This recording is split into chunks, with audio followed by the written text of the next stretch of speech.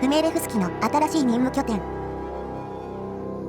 アピントンのズユートアフリカ総司令部の連兵長には由緒ある第5機甲中隊がずらりと並んでいた。カール・フメレフスキは来妃の元帥のやり方に倣って戦車を45度に傾けられた大砲を見ながら1台ずつ点検した。実はフメレフスキは自分がやっていることがいいアイデアだとは思ってなかった。彼は将軍ではなく一階の収容所所長だった。彼にとって戦車は魔法の機械に等しく、シカーが戦車の状態について何を話しても彼は賛同のうなずきを返してアーリア人の戦争機械の効率性について曖昧なコメントを返すことしかできなかった。フメレフスキの点検しているふりが終わると同時に帝国州指導者の公式記章をつけたキューベル・アーゲンが連兵長に乗り込んできた。ハイル・ヒュティッヒ、親衛隊中将と参謀の間でおなじみの敬礼が交わされた後、参謀は親衛隊中将に手紙を手渡した。親衛隊帝国州指導者の命令だ。フメレフスキはその内容を知りつつもそれ以外であることを望んだが無駄だった。ヒュティッヒの命令はただ一つ、方針国家を完全に掌握することだった。フメレフスキは胸に急激な不快感を覚えながら周りを見渡した。ヘリポートから飛び立つピューマヘリ、基地の周りを何周も走る長母兵たち、行進中の戦車。これらは全て偉大な戦争道具であったが、国全体を再征服するのに十分なのだろうか。フメレフスキはそうは思わなかった。しかし彼は言われた通りにするだろう。またなのか。どうも皆さんこんにちは、戦国無道です。あかねちゃんやで。前回のオストアフリカ編の続きです。前回は大アフリカ帝国州が完成してアフリカが完全にヒュティッヒの支配下になったところからやったな。邪魔者は完全に消え去りましたが、また南アフリカで新たな火種が生まれたようです。また南アフリカが燃えてるよ。ヒュティッヒのアフリカの盾の支援でボーア共和国は南アフリカの支配権を確立しましたが、彼らの支離滅裂な思想を押し付けられ本心国家扱いされているボーア共和国はそれに従わざるを得ず、それに反発する各勢力が放棄し、再び南アフリカは内戦状態に陥りました。まあそりゃそうなるやろ。しかしヒュティッヒにとってこれはある意味チャンスでもありました。チャンスなんでや。忠実な方針国家が崩壊してるんやぞ。この内戦でアフリカ帝国州の司令官を派遣し、彼にこの内戦を鎮めてもらえればこの南アフリカは完全に大アフリカ帝国州のものになります。ということでヒュティッヒと同じく収容所所長出身のフメレフスキを派遣し、彼にはこの内戦を鎮めてもらいましょう。もちろん失敗したらどうなるか分かってるよな。しかしこの内戦には大アフリカ帝国州が直接介入できない上にフメレフスキを支援する手段も限られているため、彼らには大した支援はできません。なので彼らにはアンネクスという最強の支援をしてあげるとしましょう。だからコンソールコマンドやないか。仕方ないじゃないですか。常識的に考えてこんな数個しか手段持っていない AI 国家が勝てるわけないじゃないですか。また開き直ってる。というわけで第二次南アフリカ戦争はヒュティッヒ配下のフメレフスキの勢力が勝利。これでヒュティッヒは南アフリカまでも完全に手中に抑えることに成功しました。なんか腑に落ちんけどな。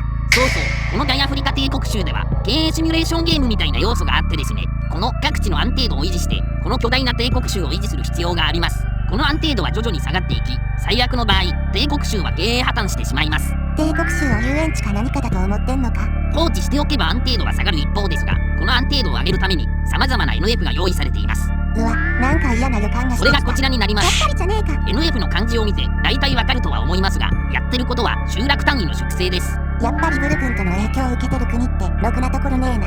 安定度が下がっては NF で粛清を行い安定度を上げるという行為を繰り返していると、しばらくして計画の遂行度が第1段階から第2段階に上がります。遂行度なんやそれ。これが上がると反抗的な劣等人種の数が減り、民族浄化計画が順調に進んでいるということですよ。しかしなぜか計画は進んでいるはずなのに安定度の低下速度は上がっています。何かのバグなのでしょうか。いや、これって遂行度じゃなくて高配度なのでは。ああ、死よ。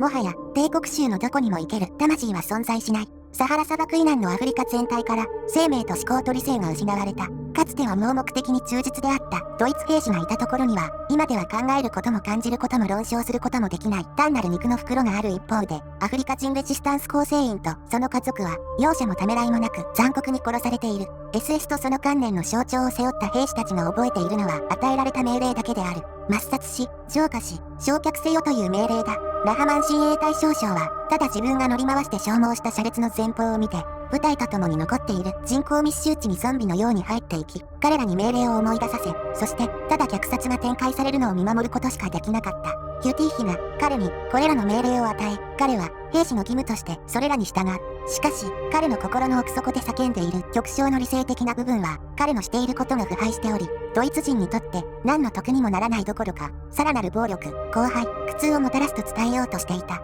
彼の冷淡な思いやりに欠けた振る舞いは国家社会主義を裏切っていないが、心の中のこの部分では、それは完全に失敗したのだと分かっていた。しかし、彼は、そのことを気にせず、言われたことをやり続けることを選んだ。アフリカは、浄化されるまでもはや止めるわけにはいかない。彼の下にいる多くの兵士たちは、魂が抜け落ち、頭が真っ白になっていた。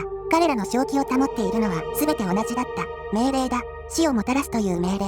それゆえに、今、アフリカに残っているのは死者だけだ。そしてすぐに、死者だけになる。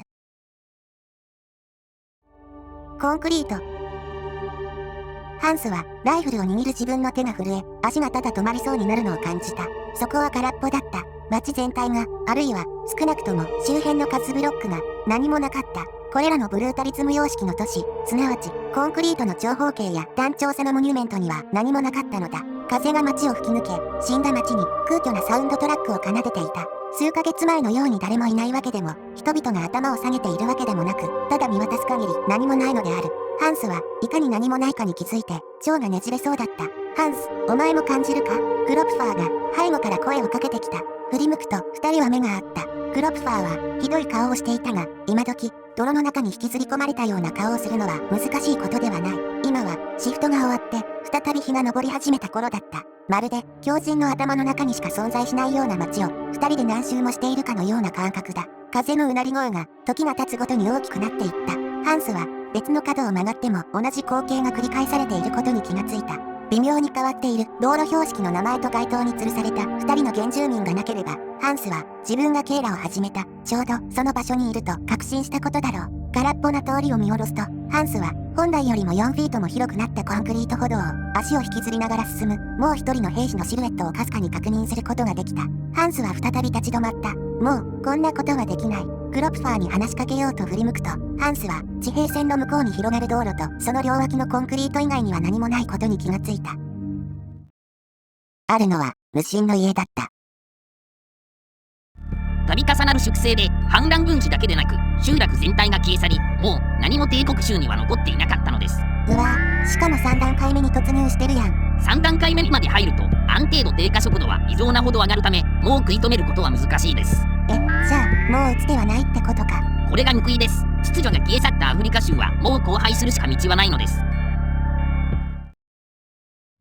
我々の新しい司令部。レオポルドピルのジーク・フリーとミュラーの急遽の壁には、セントラルアフリカ国家弁務官区時代の狩猟成果の剥製がまだ飾られていた。フォーシュナーには改装する時間がなかったらしい。キューティー妃はそれを不愉快そうに見ていた。彼はこの大敗的で大敗的なものは全て破壊してほしかったし、実際に破壊するよう命じていた。彼は怒った。なぜ誰も命令に従わなかったのだ。モザンビークを脱出したキュティッヒが新しい司令部の準備を始めた時、彼の机はエドムント・ガイレンベルクとジャック・マシュの思い出の品が広げられていた。それは赤いピンがたくさん刺されているセントラルアフリカの作戦図で、示しているのはパルチザンの攻撃箇所ではなく、大規模な狩猟があった場所を示している。コニャックを失ったキュティッヒは新たな鎮静剤を探し見つけたのだ。憎悪であるユラーと彼の堕落の全てへの憎悪だ。彼の失敗が帝国州の統治を難しくしているのであり、彼はそれに我慢がならなかった。彼はもう一度剥製や写真などの全てを破壊するように命じた。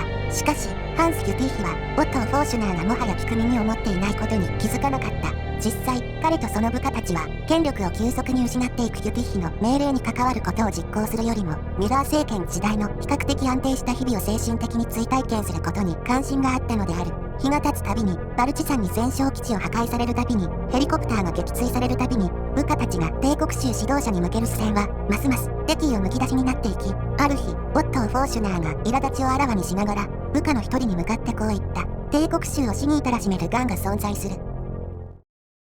その名はハンス・キュティッヒだ。荒廃が進むアフリカ州では、生き残っていたレジスタンスたちが各地で一斉に放棄を始め、キュティッヒら司令部はケリマネを脱出し、もともとミュラーの弁務官区の首都だったレオポルドビルへの首都の移転を余儀なくされました。もう崩壊は近いな。急速に権力が弱まるキュティッヒに忠実な部下も徐々に少なくなってきており、まさに内憂外患な状態に陥っています。キューティー妃の人望のなさがここに来て如実に出始めたな。周りに目を向けず自分のことばかり考え、他人をけなし続けてきた人生、彼の待ち受ける結末は一体どういうものなのでしょうか。裏切り。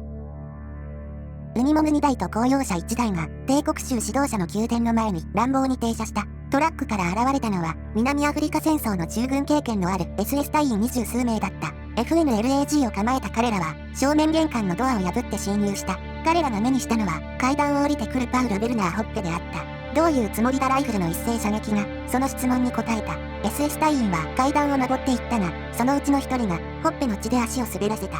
シュタールヘルムが彼を脳震盪から救った。兵士たちが最後の忠実な護衛を片付けた時、彼らは帝国州指導者の執務室から出た細い人影を見た。52発の弾丸がヨーゼフ・メンゲルの体を破壊した。また一人リストから名前が消えた。彼らは無線で状況を報告した。オールクリア。外のキューベルワーゲンからオットー・フォーシュナーと4人の同僚将校が出てきて部隊に近づいていった。何も言わずにフォーシュナーは親衛隊少尉にうなずいた。ライフル銃の尻でドアが壊された。ハンス・キュティーヒは今もノルトパリへの報告書を書き続けていた。反逆者にドアを蹴破られても彼は少しも気にしなかった。彼は70代だ。彼らはこの神に見捨てられた大陸が彼にまだしていないことをできるわけなかった。フォーシュナーは2人の兵士を従えて入ってきた。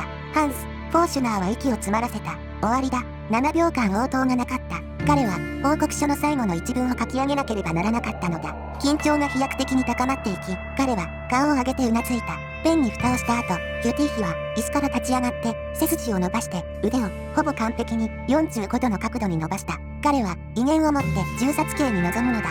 振り返ってみれば彼にとって何か意味のある最後の言葉は2つだけだった。入るヒトラー。ヒュティッヒはミュラーの元部下フォーシュナーによるクーデターによって殺され、これでヒュティッヒの独裁政治は幕を閉じました。今までの行いを考えれば当然の最後やな。元凶はいなくなりましたが、この状況が解決したわけではありません。一度倒れ始めたドミノはもう止まらないのです。帝国州最高司令部の崩壊。キュティーヒの強制収容所に入れるという脅迫がなくなったため、多くの地方行政官や指揮官はようやく逃げ出す機会を得た。オットー・フォーシュナーはすぐにそれに気づいたが、その時にはかなりの人数がその機会を生かしていた。最初の報告は今後からだった。カタンガ駐屯地がクーデターを起こし、その結果ジャン・シュラムとその傭兵隊が政府のトップに就任した。恐怖感が帝国州指導者を包み込み始めた。このままでは悪化する一方だと思いつつ、ともかく読み進めた。ローデシア・アングロ部隊は武器を取って南へ逃げ、艦隊の3頭はブルグントへ出港し、北のコンゴ部隊はイベリア連合領に侵入してにわざと捕まり、パルチザンの奇襲攻撃によりヒトラーシュタットを無抵抗のまま占領された。フォーシュナーはもうダメだなことに気づき、急いで電話を取ってルーデルに避難の準備をするように言おうとした。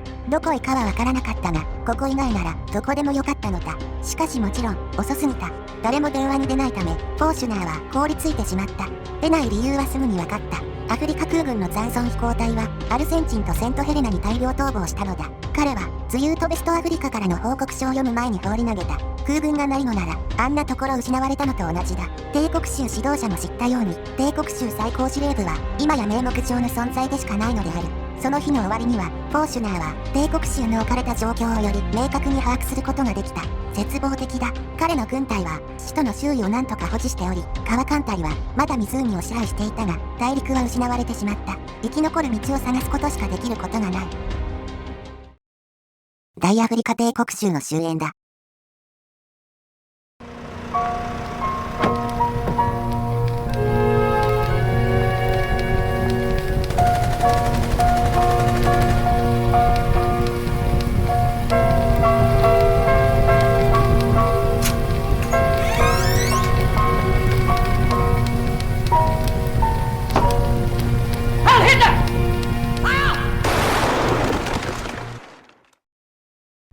ヒュティッヒの死により完全に帝国州は瓦解し、各地方は帝国州からの独立を果たしました。結局エソナチって崩壊する運命なんやな。ほどなくして帝国州の属国だった南アフリカのズユートアフリカ国家弁務官区も崩壊しました。ヒュティッヒの夢見たアフリカにアーリア人の理想郷を作るという待望は終焉を迎えたのです。というわけでこれにてポストアフリカ国家弁務官区プレイは終了になります。いかがでしたでしょうか。さすがはアフリカのブルグントといったところやな。狂気の沙汰じゃないででも最後のあたりはヒュティヒにも何か後悔の念のようなものが感じ取れたな。彼の信じ続けていた主義思想は計画が実行されるにつれて彼の中で薄々間違っていたと認識し始めたのでしょう。その点はドイツのハイドリヒルートと似たものを感じるな。終盤の帝国州の崩壊イベントでは色々と考えさせられるものがありました。というわけで今回はここまでです。それではまた次回の動画でお会いしましょう。それではご視聴ありがとうございました。